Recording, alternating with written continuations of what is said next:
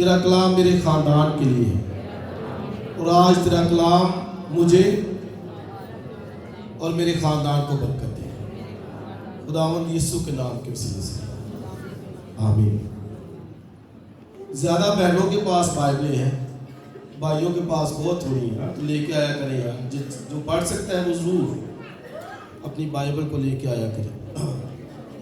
سو آئیے ہم خداوند کے کلام میں سے حوالہ پڑھیں، اور آج کل ہم جو ہے وہ رجوع لانے کے تعلق سے بات کر رہے ہیں، یعنی اپنے خدا کی طرف سے رجوع، خدا کی طرف رجوع لانا، یعنی اگر کسی اور طرف ہے تو پھر خداوند کی طرف اپنا چہرہ کرنا۔ یوئیل کی کتاب میں سے اس کے دوسرے باب میں سے،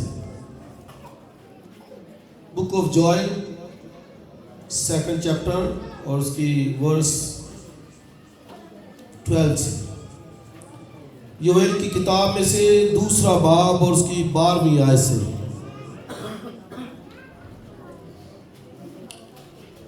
خداوند کے کلام میں اس طرح لکھا ہے، لیکن خداوند فرماتا ہے اب بھی پورے دل سے، اور آگے بولیے، اور روزہ رکھ کر اور گریہ زاری و ماتم کرتے ہوئے میری طرف رجوع لاؤ، اور اپنے کپڑوں کو نہیں بلکہ دلوں کو چاک کر کے خداوند اپنے خدا کی طرف متوجہ ہو، کیونکہ وہ رحیم و مہربان، قہر کرنے میں دھیما اور شفقت میں غنی ہے، اور عذاب نازل کرنے سے باز رہتا ہے۔ کون جانتا ہے کہ وہ باز ہے اور برکت باقی رکھ چھوڑے؟ جو خداوند تمہارے خدا کے لیے نظر کی قربانی اور تپاون ہو، سیون میں نرسنگا پھونکو، اور روزے کے لیے ایک دن مقدس کرو، مقدس محفل فراہم کرو، تم لوگوں کو جمع کرو، جماعت کو مقدس کرو، بزرگوں کو اکٹھا کرو، بچوں اور شیر خاروں کو بھی فراہم کرو، دولہا اپنی کوٹھی سے اور دلہن اپنے خلوت خانے سے نکل آئے، کاہن یعنی خداوند کے خادم ڈیوڑی اور قربان گاہ کے درمیان گریہ و زاری کریں اور کہیں اے خداوند اپنے لوگوں پر رحم فرما اور اپنی میراث کی توہین نہ ہونے دے، ایسا نہ ہو کہ دوسری قومیں ان پر حکومت کریں۔ وہ امتوں کے درمیان کیوں کہے کہ ان کا خدا کہاں ہے؟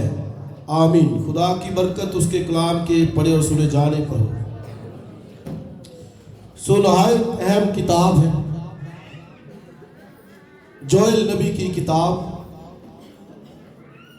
اور ہم سیکھ رہے ہیں کہ ہمیں کس طرح اپنے خداوند کی طرف جو ہے وہ رجوع ہونا ہے، مڑنا ہے، ٹرن کرنا ہے۔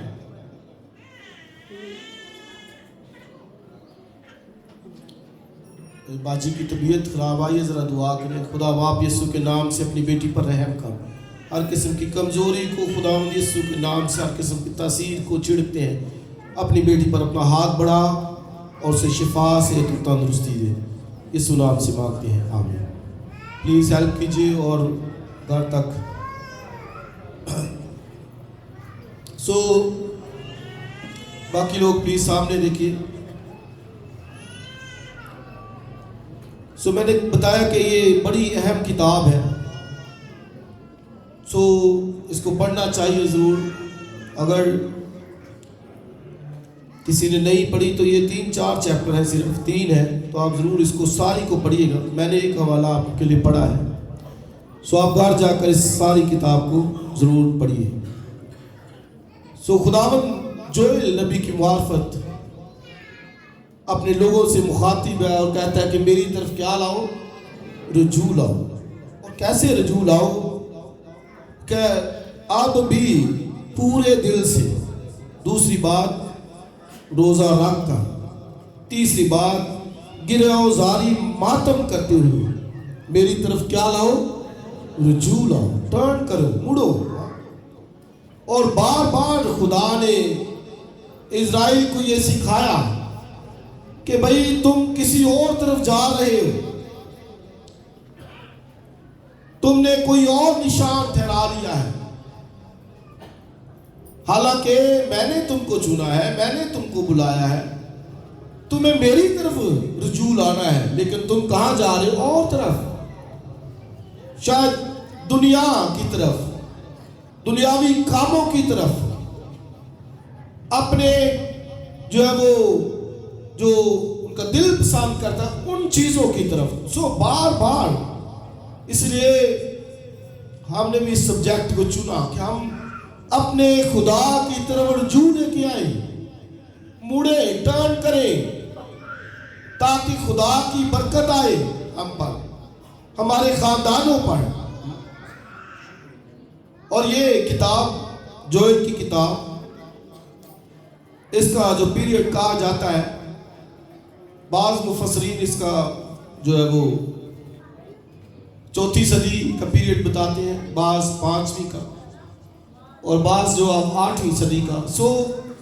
جوئل کے بارے میں ہمیں زیادہ معلومات نہیں ہے، صرف جو ہے وہ جوئل کا نام بتایا گیا اور اس کے والد کا نام فنویل بتایا گیا ہے۔ زیادہ معلومات نہیں ہے کہ اس نے کس دور میں، یعنی کن بادشاہوں کے یہاں میں خدمت کی ہے، لیکن مفسرین یہ کہتے ہیں کہ یہ 4 سے 9ویں صدی کے درمیان نبی وقوع میں آیا ہے کہیں پر بھی، اور یہودا کی کنگڈم میں یہ آیا ہے، یعنی 2 قبیلوں کے درمیان یہ نبی برپا ہوا ہے۔ اور اس لیے وہ لوگوں سے مخاطب ہے، کہتا ہے کہ اب بھی اگر تم میری طرف رجوع لاؤ، اور کیسے رجوع لاؤ؟ پورے دل سے، گریہ اور زاری ماتم کرتے ہوئے میری طرف رجوع لاؤ، تو پھر آگے وہ برکات کا جو ہے وہ وعدہ کرتا ہے۔ کیوں نبی ان کو کہتا ہے کہ میری طرف رجوع لاؤ؟ ہم تھوڑی دیر کے لیے اس دور میں جائیں گے کہ یہاں پر ہو کیا رہا تھا۔ ذرا پہلے چیپٹر کے اندر آئیے، پہلے باب کے اندر، پہلا چیپٹر، باب پہلا اور اس کی پہلی آیت سے خداوند کا کلام جو یوئیل بن فنویل پر نازل ہوا۔ دوسری آیت، اے بوڑھو سنو، اے زمین کے سب باشندوں کان لگاؤ، کیا تمہارے یا تمہارے باپ دادا کے ایام میں کبھی ایسا ہوا؟ تم اپنی اولاد سے اس کا تذکرہ کرو، اور تمہاری اولاد اپنی اولاد سے، اور ان کی اولاد اپنی نسل سے بیان کرے کہ جو کچھ ٹڈیوں کے ایک گول سے بچا اسے دوسرا گول نکل گیا، اور جو کچھ دوسرے سے بچا اسے تیسرا گول چٹ کر گیا، اور جو کچھ تیسرے سے بچا اسے چوتھا گول کھا گیا۔ یہ کنڈیشن ہے، ایک بڑی بربادی اور تباہی ہے، یہاں تک کہ پہلے ایک گول آیا ہے ٹڈیوں کا اور اسے سب کچھ چٹ کر دیا ہے، فنش۔ اور اگر کچھ بچا ہے تو ایک دوسرا گول پھر آیا ہے ٹڈیوں کا، اور اس نے وہ سب کچھ برباد کر دیا۔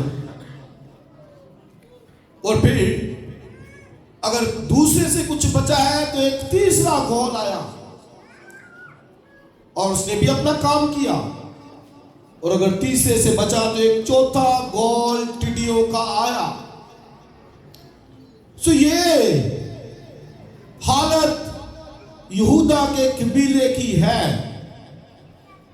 کہ ٹڈیوں کا گول پہ گول، گول پہ گول، 4 بڑے گول آئے، اور انہوں نے سب کچھ ملیا میٹ کر دیا۔ ان کی کھانے پینے کی چیزیں، ایوری تھنگ۔ تو آپ دیکھیے کہ جہاں پر یہ سب حال ہو تو کیا حشر ہوگا۔ اور ذرا آئیے ایک دفعہ پھر دیکھیے انہوں نے کیا کیا۔ पहले बाब की 6 आयत से आइए। जिनके पास बाइबल नहीं है बराए मेहरबानी में सुनिए। तो क्या हुआ, नबी कहता है मतवालो जागो क्योंकि मेरे मुल्क पर एक कौम चढ़ रही है। 6 आयत, जिसके लोग जोरावर और बेशुमार हैं, उनके दांत शेरे बब्बर के से हैं और उनकी दाढ़ें शेरनी की सी है। उन्होंने मेरे पाकिस्तान को उजाड़ डाला और मेरे अंजीर के दरख्तों को तोड़ डाला है। उन्होंने इनको बिल्कुल छील छाल कर फेंक दिया, उनकी डालियां सफेद निकल आई हैं।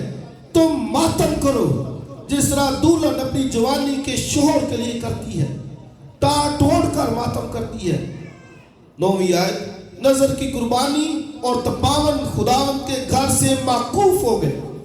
तो हैकल में नजर की कुर्बानी लेके आते थे, रोटियां पका कर रखते थे। हालत ये है कि वो कुर्बानी जो हैकल के लिए रोटियों की सूरत में रखी जाती थी वो भी नहीं है। और आगे देखिए 10वीं आयत पे आइए जरा। खेत उजड़ गए। सो ये खेत जितने होते हैं, नबी कहता है वो सब उजड़ गए। जमीन मातम करती है क्योंकि गला खराब हो गया है। नहीं, मैं खत्म हो गई और रोगन जाया हो गया। ऐ किसानों खजालत उठाओ, ऐ पाकिस्तान के बागबानों नोहा करो, क्योंकि घेओ और जौ और मैदान के तैयार खेत बर्बाद हो गए। ताक खुश्क हो गई, अंजीर का दरख्त मुरझा गया। अनार और खजूर और सेब के दरख्त, हाँ मैदान के तमाम दरख्त मुरझा गए। और आगे जरा पढ़िए क्या लिखा है, और बनी आदम से खुशी जाती रही। तो आप ये तसव्वुर कर सकते हैं कि किसान खजालत उठा रहे हैं, पाकिस्तान बर्बाद हो गए। क्यों? क्योंकि टिड्डियों ने कुछ छोड़ा नहीं है और वो दल पे दल बांधे चली आ रही है। उन्होंने खेतों को नुकसान पहुंचाया है, पाकिस्तानों को नुकसान पहुंचाया है। और यहां पर अगर आप पढ़े तो लिखा जानवर भी वो खुराक के लिए पुकारते हैं लेकिन है नहीं। हाँ 18वीं आयत के अंदर अब ये हालत है उन लोगों की। और बाइबल में लिखा है खुशी बनी आदम से वो दोन कबीले। इतनी हालत उनकी बुरी है। और बनी इस्राइल के अंदर 3 बड़े जो प्रोफेशन थे, कारोबार थे। एक चौबानी था, ठीक है, और एक किसान भी खेतों में काम करते। तो ये फिर पाकिस्तान के अंदर जो काम, तो ये बड़े कारोबार थे, बहुत बड़े, ये ज्यादा कारोबार थे, इनका बिजनेस था। लेकिन वो सब के सब आप देखे, सब के सब दांव पर लग गए हैं। उस पीरियड के अंदर, जोएल के पीरियड के अंदर बर्बादी इतनी आई है। और नबी वो कहता है कि आओ खुदा की तरफ रजू लेके आओ। और ये टिड्डियां बहुत नुकसान करती है। 2020 के अंदर एक दफा मुल्क पाकिस्तान में और बलूचिस्तान और ये जो इलाके हैं पंजाब बलूचिस्तान सरहद साइड में, ये टिड्डियों का गोल ने हमला किया था और बिलियंस डॉलर का नुकसान हुआ था, बिलियंस डॉलर का। क्यों? क्योंकि वो जहां से जाती है वो ऐसे लिखा वो चढ़ी चली जाती है। यहां पर भी उनकी तस्वीर कशी जो है वो की गई है।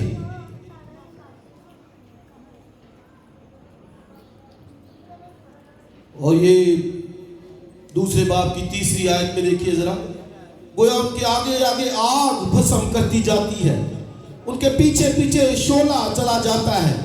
उनके आगे जमीन बागे अदन की मानद है और उनके पीछे वीरान बियाबान है, या उनसे कुछ नहीं है।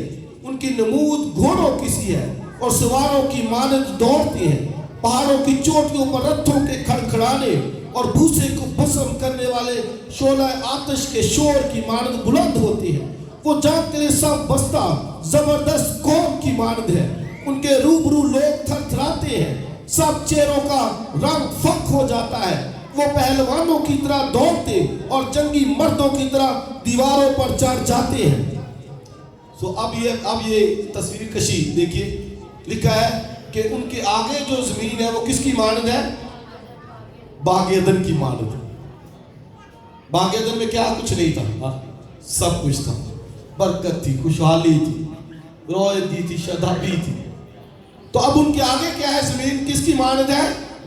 باغ عدن کی مانند ہے۔ اور جب وہ وہاں سے گزر جاتی ہے تو زمین وہی کیسے ہو جاتی ہے؟ بنجر بیابان کی مانند۔ اتنا انہوں نے نقصان کیا کہ ان کے آگے زمین باغی عدن کی مانند ہے، لیکن جو ہی وہ ادھر سے گزرتی ہے وہی زمین کس کی مانند بن جاتی ہے؟ ویران بیابان کی مانند۔ اتنا نقصان ہوا ہے، اس قدر ذلت اٹھائی ہے انہوں نے۔ تو اب ریزن کیا ہے؟ وجہ کیا ہے؟ خدا سے دور ہے۔ حوالہ دیکھ لیں، استثناء کی کتاب،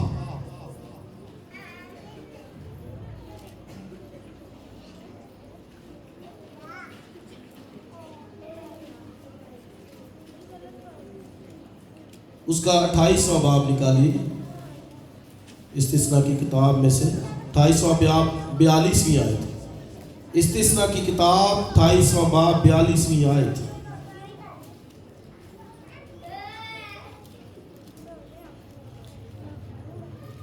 اوکے، 42 سے پڑھتے ہیں۔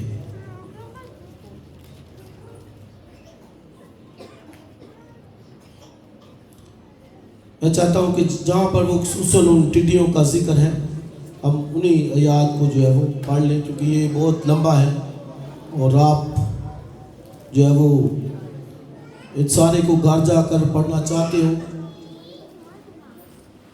آپ اس کو ضرور جو ہے وہ پڑھ سکتے ہیں۔ اور یہ 28واں باب جو ہے، کون سی آیت؟ 42ویں 42 میں، صرف وہی آیت پڑھ لیں۔ تیرے سبب سے تیرے سب درختوں اور تیری زمین کی پیداوار پر، آگے بولیے، ٹڈیاں قبضہ۔ یہ خدا نے بنی اسرائیل کو پہلے سنا دیا تھا، خدا نے عہد کیا تھا، سو عہد کی برکت بھی ہے اور عہد کی لعنت بھی ہے۔ اگر تو میرے حکموں پر عمل کرے گا تو لکھا ہے میں زمین کی سب قوموں سے تجھے سرفراز کروں گا، لیکن اگر تو میرے حکموں پر عمل نہیں کرے گا تو یہاں پر ٹڈیوں کا ذکر خدا نے پہلے سے کر دیا ہے، اور لکھا ہے تیری زمین پر ٹڈیاں قبضہ کر لیں گی۔ پہلے سے خدا نے اناؤنس کر دیا تھا۔ سو یاد رکھیے، برکت کے جو عہد کی وعدے کی برکات بھی ہے اور ساتھ ساتھ لعنتیں بھی ہیں۔ برکت ہے کہ حکموں پر عمل کرے گا تو برکت، زمین کی سب قوموں سے سرفراز، باہر جاتے وقت اندر آتے وقت تو باعث برکت ہوگا، تیرا ٹوکرا تیری کٹوتی برکت کا باعث ہوگی۔ لیکن اگر تو میرے حکموں پر عمل نہیں کرے گا تو لعنت۔ سو یاد رکھیے کہ خدا کے وعدے عہد جو ہے ان میں یہ دونوں چیزیں ہیں۔ کئی دفعہ شاید لوگ سمجھے کہ صرف برکت ہی ہے، نو، اس عہد کے اندر برکت بھی ہے اور بولیے لعنت بھی ہے۔ سو یہ کہ ٹڈیاں ان پر قبضہ کر لیں گی، اور زمین انہوں نے ساری کی ساری اس یہودا کے قبیلے کی طرف جو ہے وہ اس کو بہت نقصان پہنچایا، یہاں تک کہ سب کچھ ختم ہو گیا، ان کا انار، سیب، کھجور، گیہوں، اور پھر ان کی تاکیں جن سے وہ جو مے لیتے تھے۔ اور نبی کہتا ہے کہ اے متوالو۔ اب متوالوں کا کیا مطلب ہے؟ جو متوالے یعنی جن کو خبر نہیں ہے، دنیا داری کی خبر نہیں ہے، اپنی مستی سے رہ رہے ہیں، کہتے ہیں ہوں تو جو کچھ ہو رہا ہے، کہ اے متوالو جاگو، تم بے خبر ہو، اتنی بڑی بربادی آئی ہے، ہلاکت آئی ہے میرے ملک کے اوپر، اور تم پرستی میں پڑے ہوئے ہو. نبی ان کو آگاہ کرتا ہے, کہتا ہے متوالو جاگو. اور پھر وہ بار بار ذکر کرتا ہے بزرگوں کو جمع کرو, بچوں کو جمع کرو, شیر خاروں کو جمع کرو. وہ لکھا ہے کہ دولہا نکل آئے باہر. اب جس کی نئی نئی شادی ہوئی, ہاں آپ پڑھ لیجئے اس کو.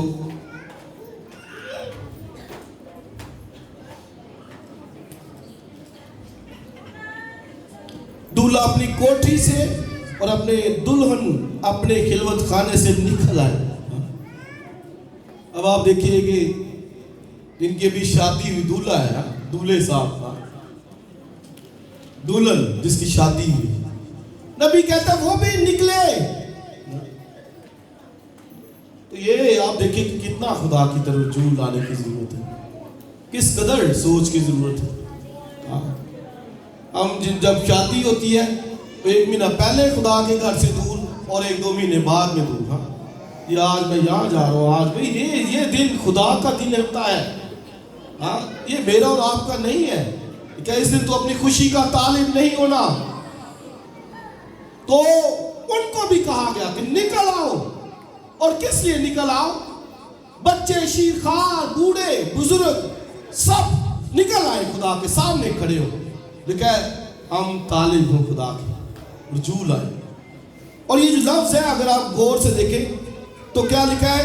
دوسرے باب کی 12 آیت لکھا ہے لیکن خدا فرماتا ہے اتنی بڑی ہلاکت ہے, اتنی بڑی تباہی ہے اور وہ بھوکوں مر رہے ہیں. لیکن پھر بھی لکھا ہے لیکن خدا فرماتا ہے, کیا فرماتا ہے؟ اب بھی. سو ایمفسائز کیا گیا ہے بھی کو. اب بھی خداوند فرماتا ہے اب بھی. اس کا مطلب کیا ہے کہ ابھی ہے موقع, ابھی ہے خدا کے حضور میں موقع تیرے لیے. لکھا اب بھی خداوند فرماتا ہے کہ اگر یہ سب کچھ ختم ہو گیا ہے, برباد ہو گیا ہے, ٹڈیوں نے گول پہ گول حملہ کر کے سب کچھ چٹ لیا ہے, لیکن اب بھی موقع ہے, ابھی ہے. سو یاد رکھیں کہ ہمارا خدا بہت مہربان ہے, وہ بہت رحیم ہے, فضل کرنے والا, مہربان ہے, مکمل برباد نہیں کرتا. کہتا اب بھی ہے موقع. کیسے موقع ہے؟ کہ اگر تو میری طرف رجوع لے کے آ جائے. ہیلیلویا, رجوع لے آ, موقع ہے. اب بھی اگر تم پورے دل کے ساتھ,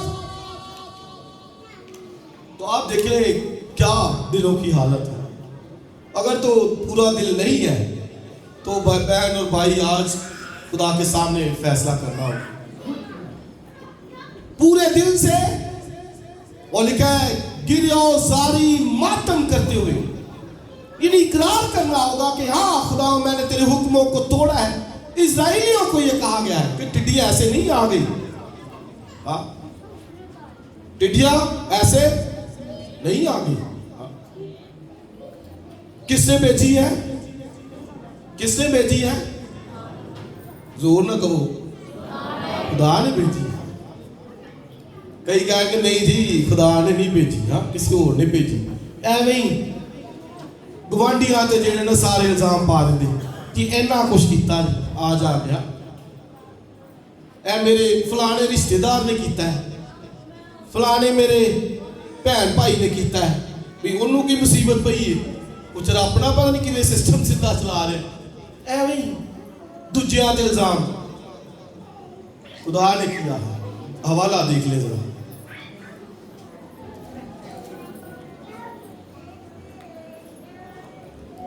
نکالیے دوسرا باب اور اس کی 25ویں آیت. دوسرا باب اور 25ویں آیت کیا لکھا ہے؟ اور ان برسوں کا حاصل, آگے ذرا سب پڑھے, جو میری تمہارے خلاف بھیجی ہوئی فوج ملک نکل گئی اور کھا کر چٹ کر گئی. تو خدا کیا کہتا ہے؟ جو میری تمہارے خلاف بھیجی گئی. تو کس نے بھیجا ہے جی؟ یہ سارے کو کس نے بھیجا ہے؟ خدا نے. یاد رکھا کرے کہ یہ سب پاور اور قدرت خدا کے ہاتھ میں ہے. ایسے الزام تراشی نہ کیا کرے فلاں کی وجہ سے فلاں نے کیا. نو، خدا خود کہتا ہے کہ میری تمہارے خلاف بیچی گئی. I send it. وہ ایکسپٹ کرتا ہے خدا کہ میں نے بھیجا ہے. تیرے پہ جو مصیبت آئی ہے، پریشانی آئی ہے، وہ میں نے بھیجی ہے. ہاں، یہ بھی نہیں کہ ہر مصیبت جو ہے نا وہ کہ خدا گناہ کے سبب سے بھیجتا ہے. کئی دفعہ خدا اپنے جلال کے لیے بھی بھیجتا ہے. جیسے جنم کے اندھے کا واقعہ ہوا، شاگردوں نے کہا کس نے گناہ کیا؟ خدا نے کہا نہ اس نے کیا نہ اس کے ماں باپ نے، بلکہ یہ اس لیے اندھا پیدا ہوا کہ خدا کا جلال اس کی زندگی سے ظاہر ہو. لیکن یہ یاد رکھنا ہے کہ یہ سب لشکر جو ہے، یہ جو ٹڈیاں آ رہی ہیں، ایک بات یاد رکھیں کہ قادر مطلق خدا ہے. آل مائٹی گاڈ وہ ہے قادر مطلق. ایوری کریچر، ہر مخلوق اس کا حکم مانتی ہے. یہ ٹڈیاں بھی اس کے تابع ہے. اس نے بھیجا، یہ اس کا لشکر ہے. اگر وہ ٹھیک نہیں چلیں گے تو خدا کہتا ہے میں بھیجوں گا. اور احبار کی کتاب تو بہت 26واں باب بڑے رونگٹے کھڑے ہو جاتے ہیں. نہیں ٹھیک ہو گئے تو 7 گنا، پھر بھی ٹھیک نہیں تو 14 گنا، پھر بھی ٹھیک نہیں تو 21 گنا، پھر 28 گنا، اسی طرح بڑھتا جائے گا. تو ایسے نہیں ٹڈیاں. ایک گول آیا ہے، کچھ بچ گیا ہے. ایک دوسرا گول پھر آیا ہے، پھر کچھ بچا ہے، پھر تیسرا بھیجا ہے، یہاں تک کہ سب کچھ ختم کیا ہے. ایوری تھنگ، سب کچھ ان کا ختم کیا ہے. یاد رکھے ابلیس پھرتا ہے اور وہ خدا کی مرضی سے کرتا ہے جو کچھ بھی کرتا ہے.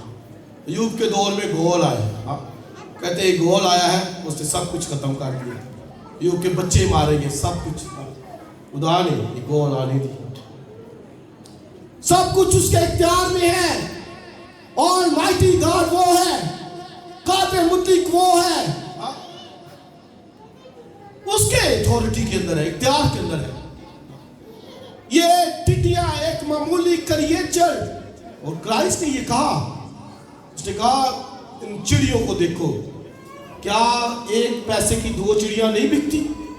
معمولی چڑیا. لیکن یہ کہا تمہارے آسمانی باپ کی مرضی کے بغیر زمین پر نہیں گرتی. وہ بھی کوئی پکڑ رہا ہے شکاری تو اس کی مرضی سے. ہر جگہ پر اس کا اختیار ہے. قادر مطلق وہ خدا ہے، سب کچھ کرنے پر قادر ہے. تو اس نے کہا میری تمہارے خلاف بھیجی گئی فوج ملک.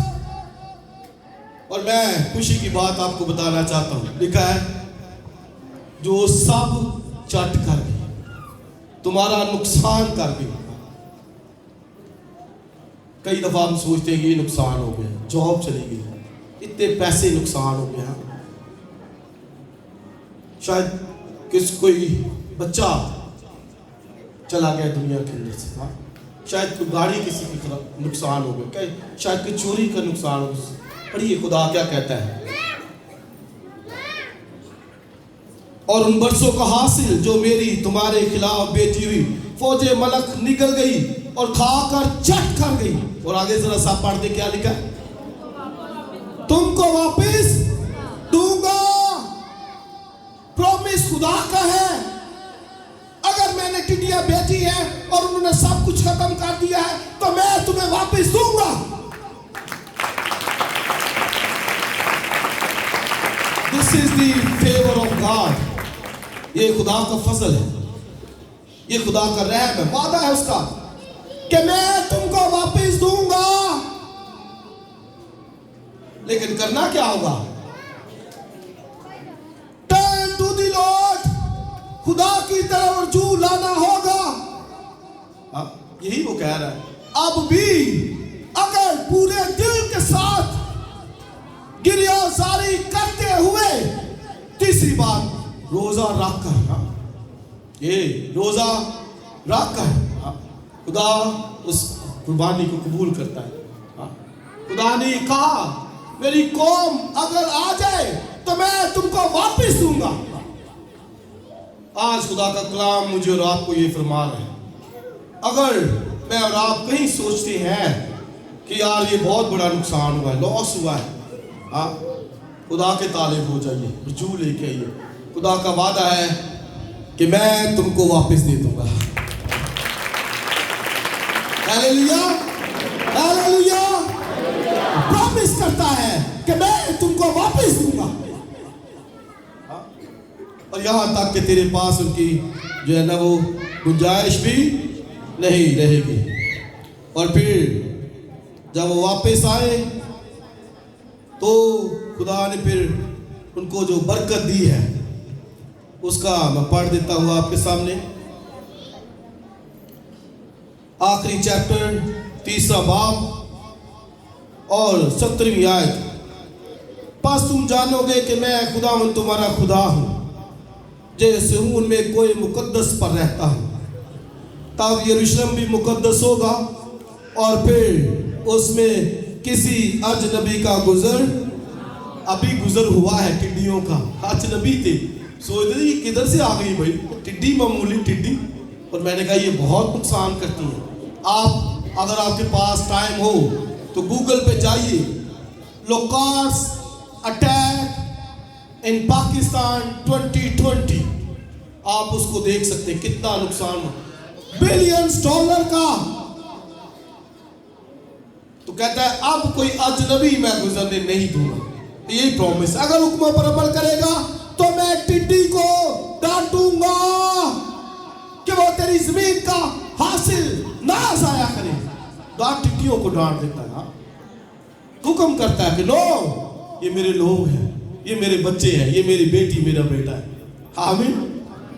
उसकी तरफ रजू लाने की जरूरत है। हम कई दफा पता नहीं किधर किधर जू लाते हैं, ये फलाने को चले जाओ, फलाने को चलो, इधर चले जाओ। भाई नो, सच्चे दिल से खुदा कहता है मेरी तरफ जू के लेके आओ। हाँ, ये भाई आशर की वाइफ बैठी यहाँ पर, इनका रिक्शा गुम हो गया और ये खुदा से बड़ा प्यार करती है। कहती मुझे किसी ने कहा फलां से दुआ करो, फलां से दुआ करती नहीं। मैंने कहा मैंने अपने चर्च में जाके दुआ करानी है, खुदा की मर्जी तो मिल जाएगी। कहती मैंने उसी दिन आके दुआ की यहाँ पर और अगले दिन हमें हमारा रिक्शा मिल गया। नुकसान अगर हुआ है कहीं तो खुदा प्रॉमिस करता है कि मैं तुमको वापस दे दूंगा। जो लेके आओ, टर्न कीजिए, मुड़िए अपनी बुरी राहों से, अपने बुरे कामों से, सच्चे दिल के साथ रोजा रखकर अपने खुदा के तालिब हो जाइए। आप सोचती हैं कि ये मुश्किल है, ये परेशानी है, खुदा का प्रॉमिस है आज अगर कहीं नुकसान हुआ है, बरकत जाती रही है, कहता मेरे तालिब हो जाओ। हाँ, हालेलुया। मैं आजकल एक किताब पढ़ रहा था और बल्कि उसको हमने मुख्तलिफ जगहों पे पढ़ाया भी, और उसमें एक बड़ा प्यारा जुमला है कि जब हम खुदा के हुजूर में आते हैं तो हम तो बरकत पाते हैं लेकिन हमारा खुदा भी महसूस होता है। से ये ना सोचा करें कि ये ऐसे ही है, नो, इसमें हमारे खुदा की खुशी है और वो आपको भी खुशी देता है, वो आपको भी बरकत देता है, खुश होता है। कोई भी आप देखिए, बच्चे जब अपने बाप के सामने आते हैं, पेरेंट्स खुश होते हैं। So this is the Joy of our God. हमारा यहाँ पर जमा होना हमारे खुदा की खुशी है और वो अपने बच्चों को देखकर खुश होता है और उन्हें बरकत देता है। आमीन। प्रॉमिस कि मेरी तुम्हारे खिलाफ बेची गई फौजे मलक जो सब कुछ चट कर गई, मैं तुमको वापस दूंगा। एक आयत पढ़ लेते हैं फिर दुआ करते हैं। आइए पढ़ लीजिए, 2 बाब